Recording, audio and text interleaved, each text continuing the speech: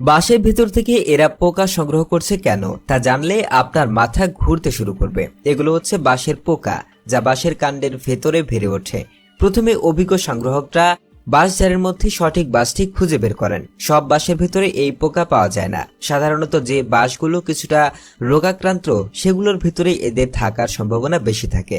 পোকার আক্রমণে বাঁশের বৃদ্ধি থেমে যায় এবং এর পাতাগুলো হলুদ হতে শুরু করে। দক্ষ চোখ সহজেই এই লক্ষণগুলো চিনে নিতে পারে। সঠিক বাঁশটি চিহ্নিত করার পর শুরু হয় আসল কাজ। একটি ধারালো দা বা ছুরি দিয়ে সাবধানে বাঁশটিকে গোড়া থেকে কেটে ফেলা হয়। এরপর সেটিকে মাটিতে শুইয়ে এর কাণ্ড বরাবর লম্বা করে চিরে ফেলা হয়। বাঁশটি খোলার সাথে সাথে বেরিয়ে আসে সাদা বাঁশ পোকা। এগুলো বাঁশের ভেতরের নরম অংশ খেয়ে বড় হয়। প্রতিটি বাঁশের খোপে বা গিটের মাঝের অংশে থোকায় থোকায় এই লার্ভাগুলো পাওয়া যায়। এই বাঁশ পোকা আসলে এক ধরনের মথ বা উইভিল পোকার লার্ভা, যেমন ব্যাম্বু বোয়ার। পূর্ণবয়স্ক পোকা বাঁশের কাণ্ডের উপর ডিম পাড়ে। ডিম ফুটে লার্ভা বের হওয়ার পর সেগুলো বাঁশের নরম কাণ্ড ভেদ করে ভেতরে ঢুকে যায়। বাঁশের ভেতরে নরম শ্বাস খেতে শুরু করে। বাঁশের ভেতরটা তাদের জন্য একটি নিরাপদ আশ্রয় এবং খাবারের অফুরন্ত উৎস। এখানেই তারা মাসখানেক ধরে বেড়ে ওঠে এবং পুষ্ট হয়। স্থানীয় মানুষ সঠিক সময়ে এই লার্ভা সংগ্রহ করে।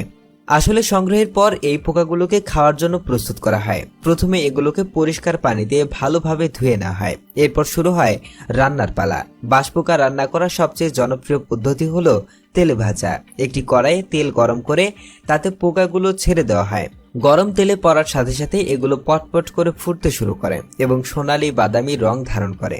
ভাজা হতে খুব বেশি সময় লাগে না। ভাজা হয়ে গেলে পোকাগুলোর উপর সামান্য লবণ, মরিচের গুঁড়ো বা অন্যান্য স্থানীয় মশলা ছড়িয়ে দেওয়া হয়। পোকাগুলো এই অঞ্চলের মানুষের কাছে প্রোটিনের এক চমৎকার উৎস।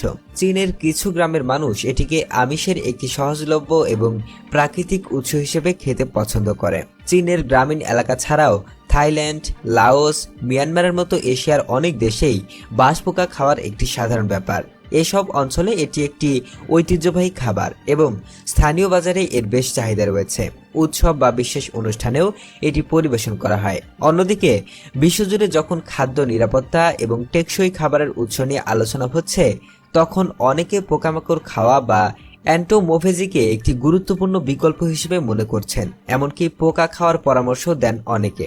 গবাদি পশুর তুলনায় পোকামাকড় পালনে অনেক কম জমি, পানি এবং খাবারের প্রয়োজন হয়। তাদের মধ্যে এরা পরিবেশের উপরও অনেক কম চাপ সৃষ্টি করে। সেই প্রেক্ষাপটে বাঁশ পোকার মতো খাবারগুলো এসব অঞ্চলের মানুষের কাছে ভবিষ্যতের জন্য একটি সম্ভাবনাময় খাদ্য উৎস।